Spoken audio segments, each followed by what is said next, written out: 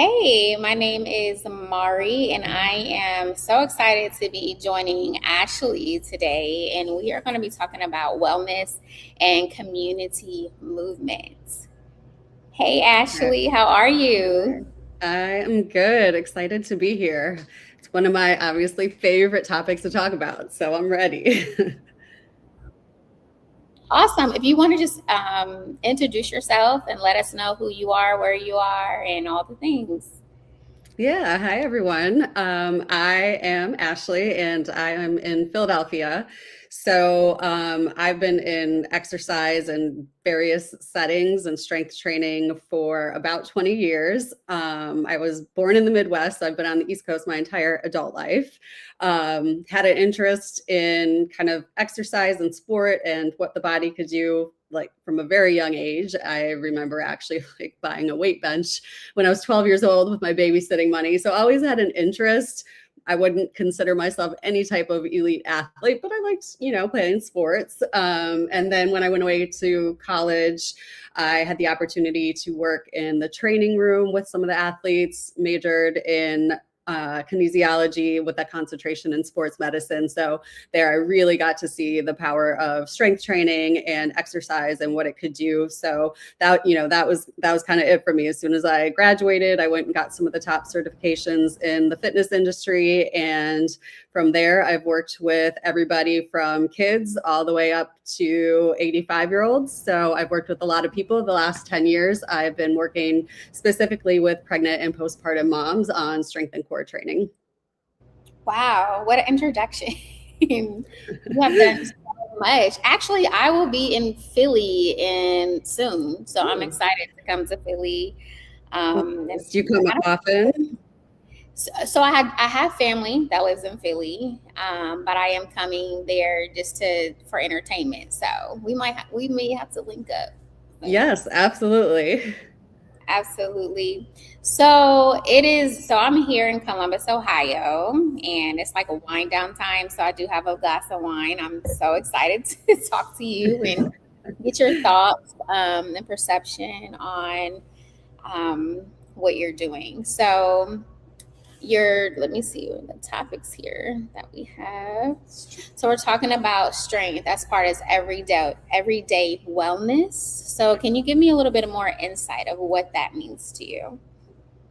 Yeah, so strength training, as I mentioned, for me personally, I started to see the benefits in my own life as well as with the people I was working with as I was going through my program. So, strength training, resistance training, we can use that term interchangeably, but basically it means challenging your muscles and hoping for progressive improvement. So, for me, when I was in high school, I was running track and I always had shin splints. I had a stress fracture. And then when I got to college, as part of the program, we had to take a strength training class, which was like the first time I did a formal class with an actual professional and trainer, other than, what I had kind of been playing around with on my own. And from that point on, I never had another injury again, no more stress fractures, and I continued running. So really that was the catalyst to what else can strength training do. And I think a lot of people, when they think about strength training, it's always kind of in that like fitness goal setting, whether it's about aesthetics or getting stronger or performance for a sport. But I think it's also important to recognize the benefits of strength training just kind of in everyday life. And I really think it can be a tool to improve life for people. So whether that is preventing back pain, so whether you have an active job, a sedentary job, back pain is a huge issue for a lot of people. Or it could be stress management. It could be maybe feeling confident in your body. So there's a lot of ways that you can use strength training as a tool, kind of outside of the box from those like typical fitness goals and what people think of when they think of strength training.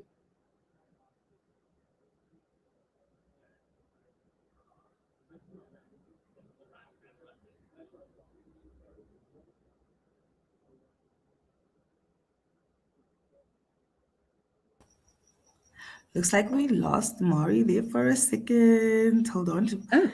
We'll be right Well, I back. can always keep talking while you guys get it hooked up. I have no problem with that. Absolutely. Um, Please tell us more about strength training in terms of what was the biggest motivator for you to start working with moms as you've been working with so many different people across yeah. your work and your field? What made you go into postpartum moms specifically?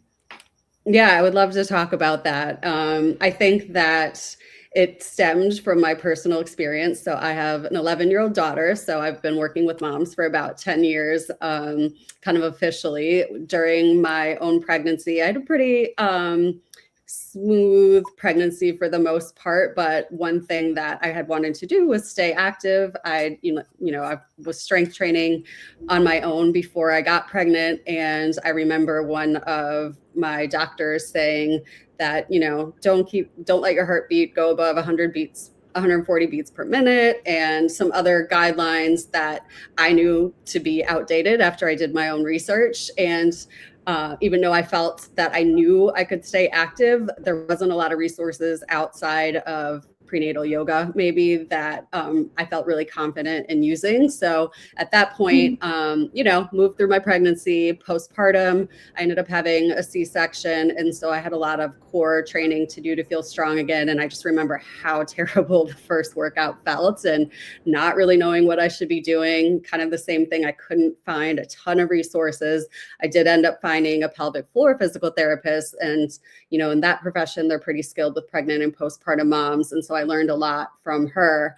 But then I kind of just had this like aha realization where I'd been working with athletes and people strength training for years, but I figured if I was having, as a professional with like the top industry certifications, was not feeling confident in what I was doing and not really sure if I was doing the most effective thing, then I knew the average person who was not in the fitness industry probably was struggling more than I was. And so I did focus groups. I talked to a bunch of physical therapists. I got all the moms and all the mom groups to, talk about their struggles and challenges. And then from there, I said, okay, this is my lane. I'm going to be committed and teach moms how to train for the sport of motherhood.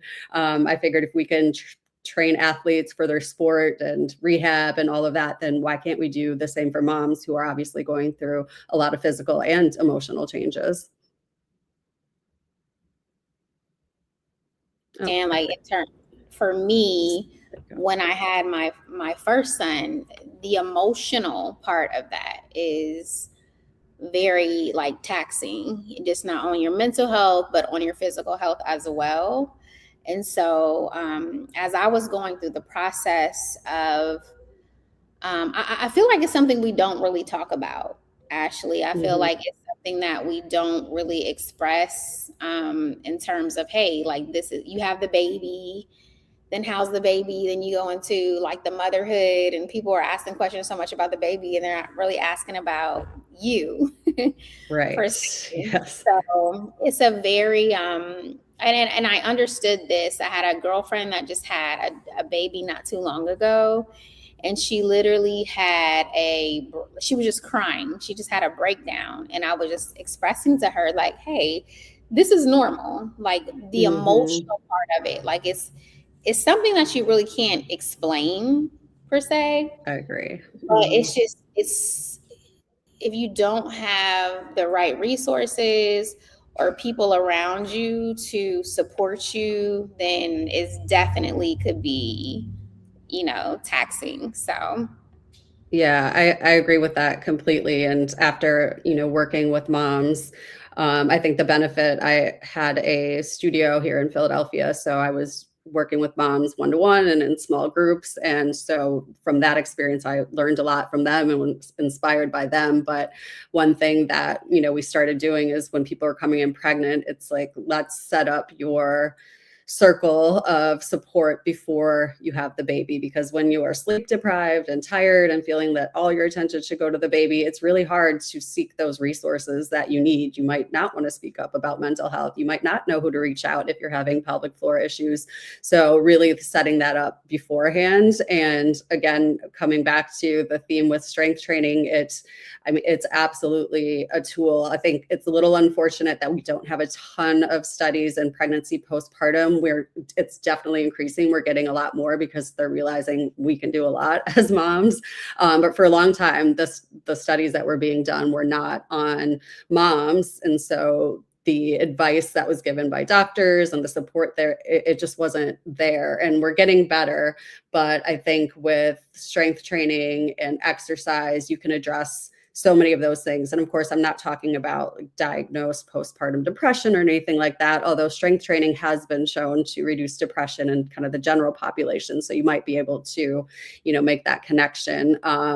But it really does help with mental health. You mentioned the identity. It's like that is that switching of identity and becoming a mom for a lot of people, it's not easy. And your body is something that you're not able to control anymore. And so I think by having this sense of control and kind of getting into this new identity, feeling strong and confident is really important. And I think exercise in general can be a huge tool for you in that area, whether it's mental health, physical health, brain power, cognition. You get the brain fog and everybody's like, you're forgetting things. And exercise has just been tied to so many of those things. It just hasn't been tied specifically for moms. And so I think, I hope to see that area continuing to grow, but really for anybody who is stressed in life and needs support there or wants to prevent cancer or whatever it might be. Again, this is where strength training comes back to that everyday wellness. It's not just fitness goals. It's not just to fit in your clothes. There's so many more benefits.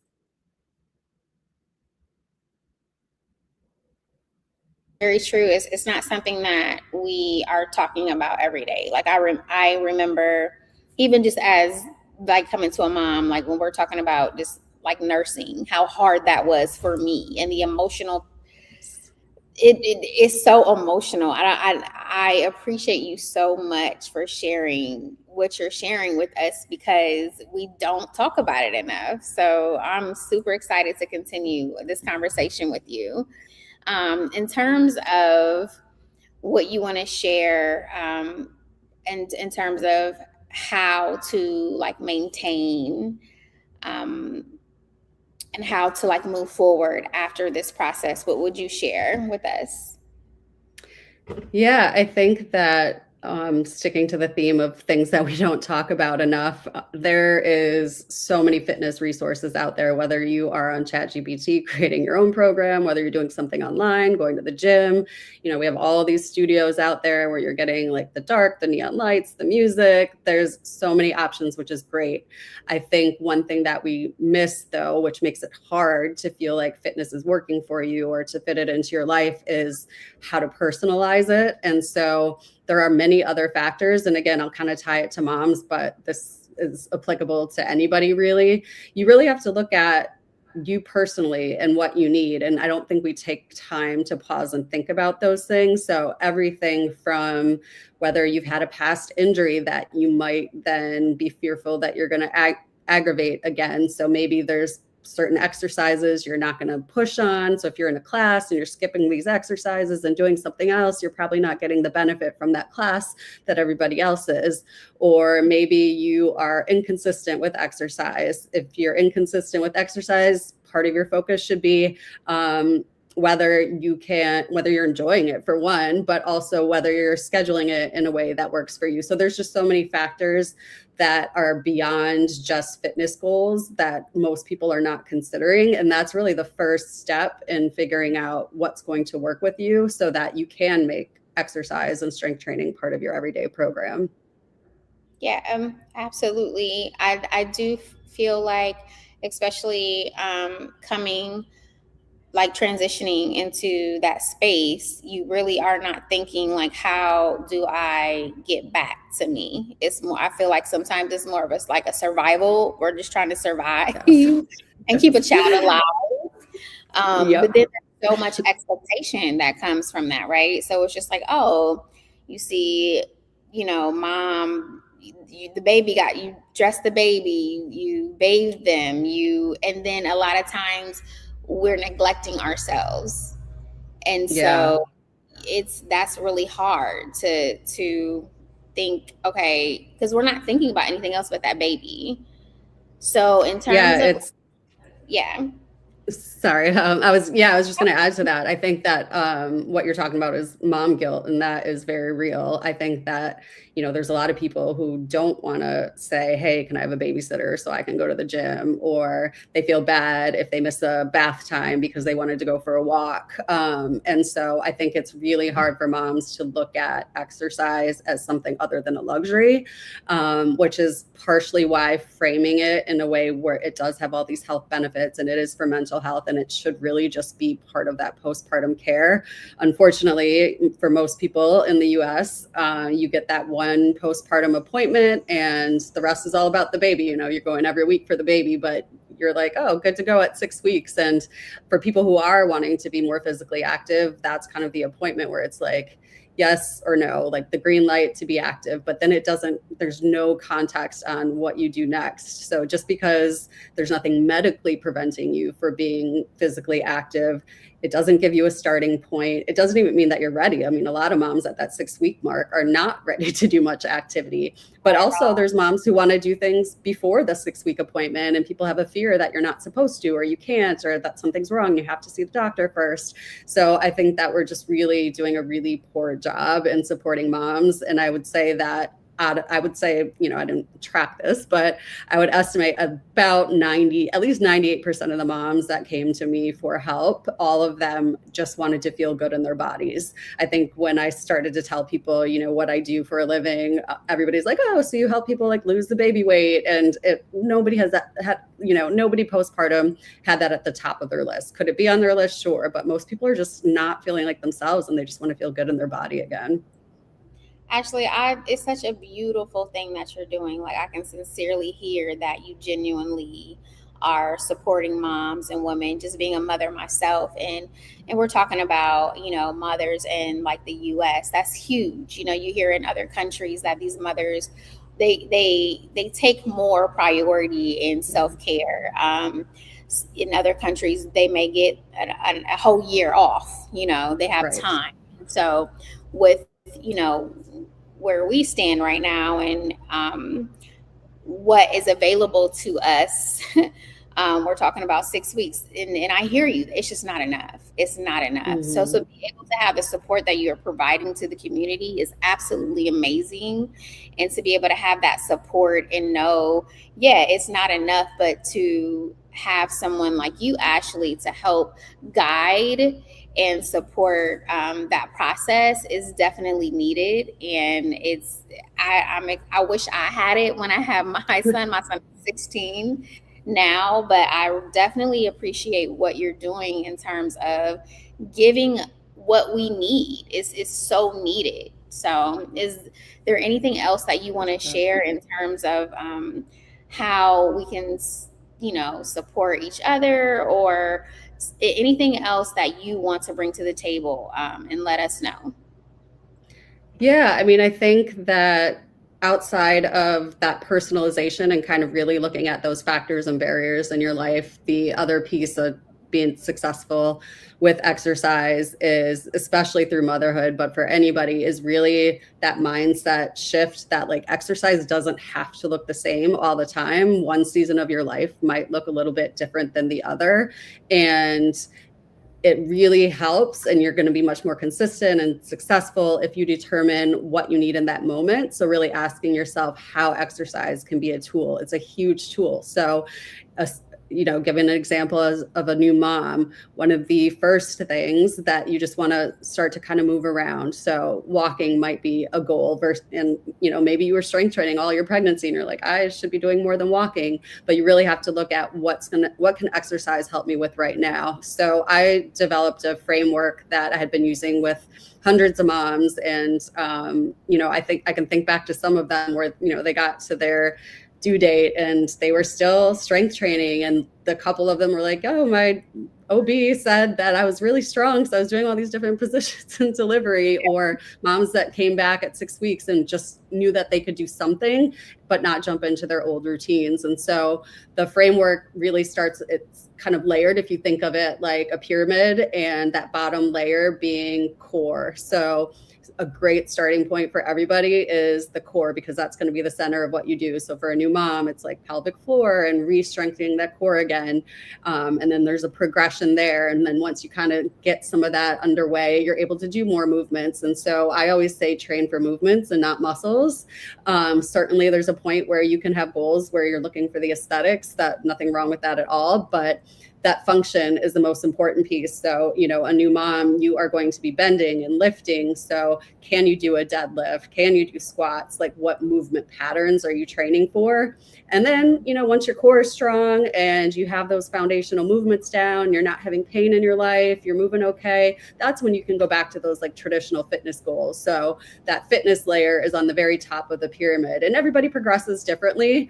And you might go forward, you might go backwards. So, for the average person, say you moved on to fitness, but you get an injury, maybe you're in a car accident, you might have to take it all the way back down to core. So I think if you know that there's a framework and you have to look at your personal factors, that those are really key steps in being able to stay consistent. I think that, like I said, I've seen hundreds of moms stay active until their due date and return to fitness and manage fitness and family. And it really starts with those two things, is that progressive framework, as well as taking into account those like personal factors in your life that most programs don't account for. Absolutely. That's amazing. So if just for a new mom, so my question is, if I were to connect with you, say I find out, oh, I'm newly pregnant, right? And then what kind of advice would you give me, or what kind of regimen would you give me like during that process? Yeah, I think, and this is another, I think, really good point, is it almost doesn't matter your level of activity before pregnancy. You're going to have to reevaluate what you're going to do during that stage. Your body is changing, emotionally you're changing, you're prepping for baby, you have different responsibilities. And so the first thing is to kind of get in that mindset of, whatever happened before, I need to look at what's going to help me now. And that might change trimester to trimester. So I think that first part is the mental shift. And that can be really difficult for a lot of people.